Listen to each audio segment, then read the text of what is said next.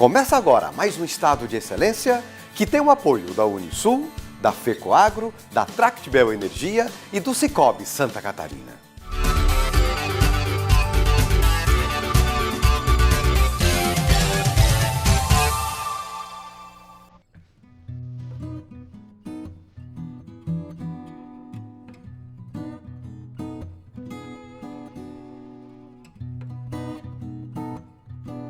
O programa hoje vai falar sobre um segmento de mercado que tem crescido cerca de 15% ao ano, segundo dados da Associação Brasileira das Indústrias de Alimentação. O segmento alimentação fora do lar, ou de bares e restaurantes, como é chamado pelos comerciantes do ramo, gera cerca de 450 mil novas oportunidades de emprego por ano, de acordo com a Brasel, a Associação Brasileira de Bares e Restaurantes. Segundo a estimativa do IBOPE, os brasileiros comprometem 38% da renda familiar com alimentação fora de casa. E isso tende a aumentar. Os Estados Unidos hoje, por exemplo, que é uma referência, as pessoas têm trabalhado no valor que a gente chama esse índice de dollar food, 45%. Então é claro que se você pegar Sudeste, Sul, a gente está um pouco acima, né, do que os 38% da média nacional, mas tende a aumentar. Isso vem aumentando, então é um mercado de oportunidade. Tanto de oportunidade para quem vai empreender no mercado, quanto de muita oportunidade também para quem vai ingressar trabalhando. Atuar no mercado de alimentação fora do lar parece simples, mas, na prática, é complexo e exige uma busca constante pela qualidade dos serviços oferecidos. Eu acredito que a gente tem muito ainda que melhorar na questão de qualificação. Por mais que existam os cursos, existe uma dificuldade muito grande de tanto sensibilização do profissional, né, do empresário, quanto do empregado. Acho que é uma dificuldade que existe não só no nosso setor, mas em todo o Brasil. E eu julgo que uma das grandes dificuldades que a gente tem hoje no Brasil para se estimular a qualificação é que pela CLT você não pode pagar diferencialmente por qualificação. Eu acredito que deveria poder existir uma forma de você remunerar um funcionário por qualificação. Então aquele garçom que fale 2, 3 línguas e que fez um curso para atender melhor o cliente, né? Ele poderia ter o direito, e a empresa também poderia ter esse direito, de remunerá-lo de uma forma diferenciada do que aquele que não quis fazer isso, ou que não pôde fazer, ou que ainda não fez. Né? Acredito que isso seria um estímulo muito grande, não só para o nosso setor, mas para diversos setores da economia. Realmente nós temos muitas dificuldades nessa categoria, realmente nessa que nós representamos. Nós temos uma questão da alta rotatividade aqui em Florianópolis, nós temos uma questão da salarial, excesso de jornadas, né? Então nós temos dificuldade, até por sinal, numa negociação coletiva também temos essa dificuldade. Então hoje, Florianópolis, a gente vê realmente o segmento do turismo aqui de Florianópolis, de Santa Catarina, o melhor destino turístico do Brasil. Se a gente quer manter essa ótima qualidade aqui dos serviços prestados pelos trabalhadores aqui em Florianópolis, a gente também precisa realmente valorizar o trabalhador. Nós se destacamos aqui no estado de Santa Catarina e em Florianópolis a gente vê em grandes eventos, como eu sempre trabalhei nessa categoria, e em grandes eventos que eu já participei na organização de grandes eventos, quando a gente vê a pessoa terminando esses eventos, o que a gente vê? Os organizadores, os próprios participantes, os congressistas, os turistas, eles saem muito satisfeitos daqui.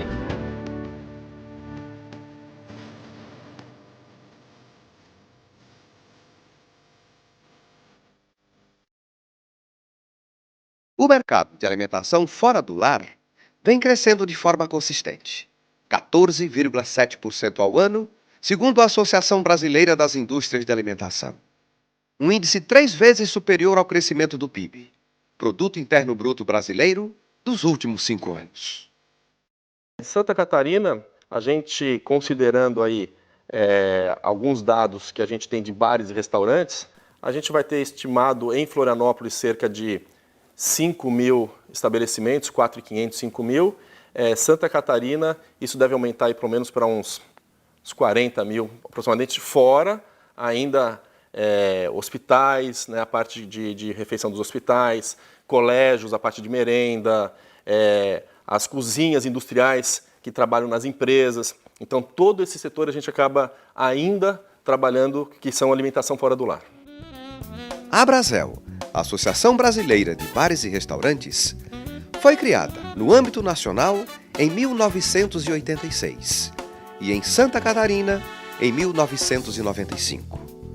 O objetivo da entidade é tornar o segmento forte e reconhecido por meio de ações de valorização da gastronomia e de profissionalização das empresas associadas.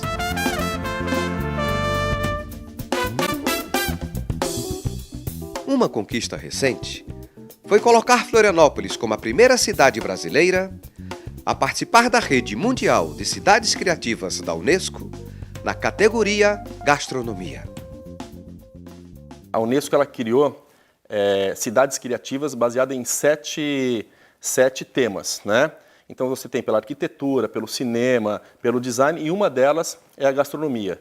Então, há 5 anos atrás, começou um trabalho muito interessante, que foi fortemente desenvolvido também pela Anita Pires, ela que acabou sendo a idealizadora desse movimento, ali pelo Floripa Amanhã. E foi um trabalho de 5 anos, onde houve o envolvimento da Abrazel, do Sebrae, do sindicato, né? Floripa Amanhã, obviamente, né? Junto com a Abrazel, bem à frente desse processo. E a gente percebeu que Florianópolis tinha os pré-requisitos para poder buscar esse título. Não significa que Florianópolis seja a melhor capital, né, do Brasil ou uma das melhores do mundo de restaurantes, mas significa que a gente tem uma boa gastronomia, um bom serviço que vem crescendo em termos de qualidade e serviço nesse setor e que ainda tem potencial para crescimento. Então, esse selo ele criou alguns compromissos da cidade com a Unesco, né? Por exemplo, a criação do Observatório da Gastronomia, fazer em Florianópolis festivais internacionais, fazer o intercâmbio com outras cidades criativas, não necessariamente somente da gastronomia, mas de outros temas. E então, aquele desenvolvimento que Florianópolis tem tido na área da gastronomia, eu acredito que agora vai dar uma estilingada mais forte ainda. Então, o desenvolvimento tende ainda a ser mais rápido e mais acelerado. O turismo representa 12,5% do PIB catarinense e o setor da gastronomia é responsável pela maior parte dos cerca de 600 mil empregos que o turismo gera no estado. Sem dúvida, o estado hoje, eu considero, e não só eu, mas também pessoas de fora, um estado turístico por excelência. Primeiro, nós temos aqui no estado uma, digamos assim, diversidade de produtos turísticos como nenhum outro estado no Brasil tem, mas não tem mesmo. Primeiro porque nós somos um estado onde a nossa distribuição de renda é muito equilibrada, né? Temos aqui todo o litoral, o oeste, centro-oeste, quer dizer, é o estado que eu diria onde tem a melhor, é o estado que tem a melhor distribuição de renda do Brasil. Então as oportunidades não vêm só para o turismo, elas não ocorrem só dentro do turismo, mas em qualquer outro setor, né? Na metalmecânica, por exemplo, na questão do carvão, da cerâmica, no norte a metalmecânica, no sul a cerâmica e no estado todo o turismo.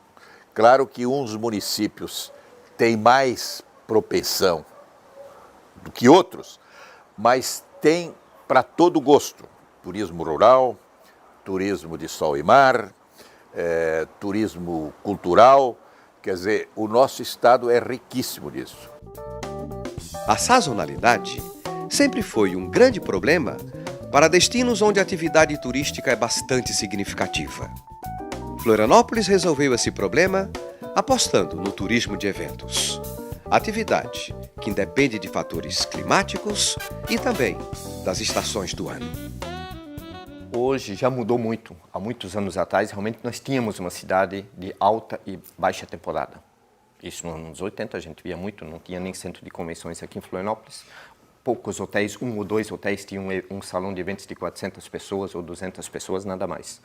Naqueles anos, Florianópolis deixou de captar grandes eventos. Mas hoje nós já temos centro de convenções tanto no centro, como logo em seguida vai ser inaugurado o centro de convenções no norte da ilha, como os hotéis hoje têm estrutura, realmente temos grandes hotéis, resort que tem grandes centros de convenções. Essa questão da sazonalidade já não existe mais, vejo eu, aqui em Florianópolis. Florianópolis tem sido uma das cidades que tem uma quantidade, hoje está em terceiro ou quarto lugar, como você falou, na questão de turismo de eventos, que é excelente, porque o turismo de eventos traz pessoas de alto poder aquisitivo. Isso é que é muito importante. Nós precisamos... Não, se o turista de eventos vem para cá, não, mas ele vem ao evento, não vem para fazer turismo. Não, tudo é turismo. Sempre é turismo. Ele às vezes vem com a esposa, ele vem com a namorada, então, né, nós precisamos preencher o tempo dessas pessoas que vêm para cá. O que nós temos aqui? Veja, nós estamos terminando aí um centro de convenções do governo do estado, que certamente vai alavancar, vai dar um suporte maior para as necessidades que nós temos, porque o que acontece no Brasil em eventos, 80% dos eventos não ultrapassam 600 pessoas. Só 20% estão acima de 600 pessoas dos eventos que acontecem no Brasil. Então não precisamos ter coisa grande, mas nós precisamos ter alguma coisa de qualidade. E nós precisamos aí treinamento de toda ordem, não é só com o restaurante que tem que treinar os seus funcionários, ou o hotel, os seus recepcionistas, as suas camareiras, etc. Tudo isso faz com que possamos ser, digamos assim, um ponto positivo para que os eventos se realizem aqui. O setor, que também é um grande gerador de trabalho e renda, tem o crescimento limitado por uma série de gargalos, como a burocracia e a legislação trabalhista, que sufocam a atividade. Hoje, eu acho que a grande dificuldade que existe, tanto para o empresário quanto também para o funcionário, é uma insegurança jurídica, né? Principalmente para o empresário, muito grande.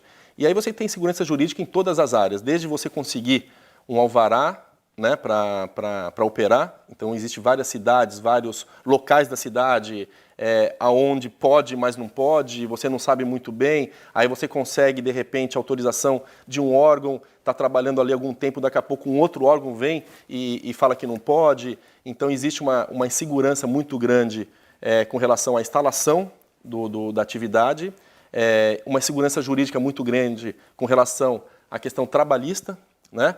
Então, por mais que você esteja trabalhando dentro da forma mais legal possível, existem situações como, por exemplo, os 10%. Existe uma insegurança jurídica muito grande, porque não é regulamentado.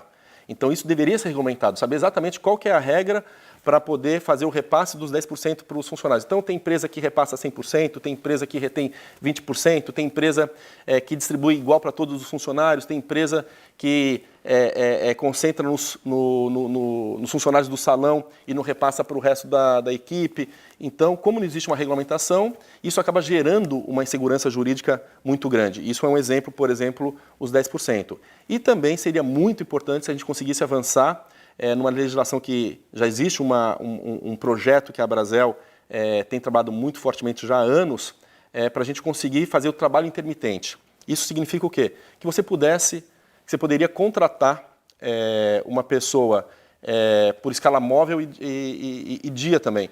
A gente sabe muito bem, na alta temporada, existe muitos trabalhadores que acabam tendo excesso de jornada. Ele trabalha 2 horas a mais, então ele fica 2 horas e 20 dentro de um estabelecimento. Então, muitas vezes, ele também não tem condições de se qualificar.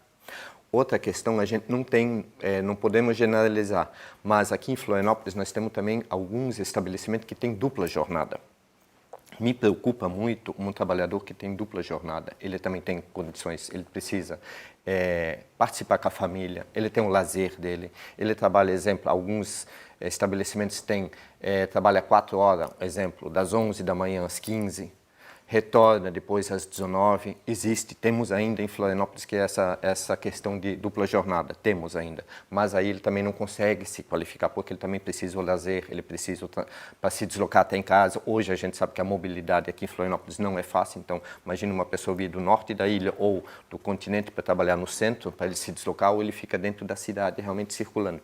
Então a questão da jornada é uma questão preocupante. Hoje que eu vejo a jornada ideal para o trabalhador realmente é 8 horas e 20 dentro da empresa, com 1 hora de intervalo. O que acontece é que hoje a realidade é que você tem muitas pessoas que preferem trabalhar como freelas.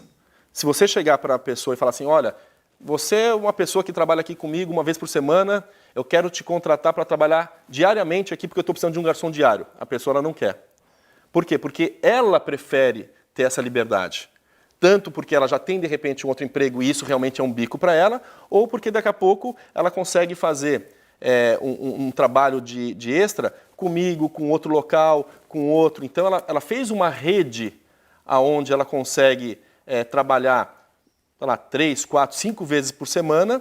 Ela continua tendo a liberdade dela de, sei lá, um dia ela de repente ela vai ter algum outro compromisso, alguma coisa assim, ou ela tem uma outra prioridade e ela simplesmente não vai estar disponível. Então isso já é uma realidade no mercado. Tem muitas pessoas que já fazem isso por opção, recolhem muitas vezes a sua previdência privada, enfim, pensando no futuro, mas o ideal seria se essas pessoas, e que são muitas pessoas que existem hoje, que preferem trabalhar dessa forma, né, que elas pudessem também não ficar à mercê da lei, que pudesse existir uma legislação para esse tipo de atividade. Hoje a realidade a gente tem uma CLT que é de 1960, né? E a realidade é totalmente diferente. O mundo mudou muito e ele tem mudado de forma muito rápida. Cada década que passa, as mudanças são mais rápidas. Então, teria que ser revisto muitas questões para poder inserir uma série de situações trabalhistas que existem hoje e que não são previstas em lei, onde, de fato, você tem um grande número de pessoas que acabam não tendo uma lei específica para aquele tipo de atividade. Outro grande gargalo do setor é a falta de qualificação dos profissionais, principalmente para aqueles que atendem turistas internacionais. Nós estamos realmente muito preocupados nessa situação. Por incrível que pareça, há meses atrás, realmente a gente viu uma matéria realmente da falta das pessoas de falar algum idioma, realmente o inglês ou o espanhol.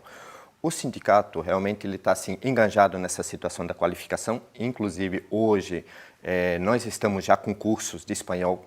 O sindicato realmente disponibiliza, já temos um curso de espanhol realmente já em andamento.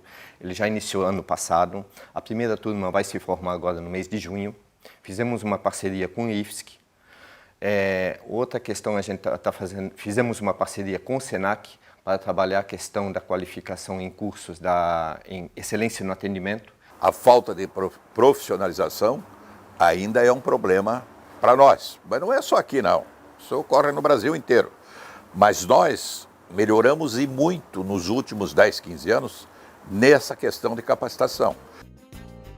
A alimentação fora do lar é um mercado que ainda tem grande potencial de crescimento no Brasil e em Santa Catarina.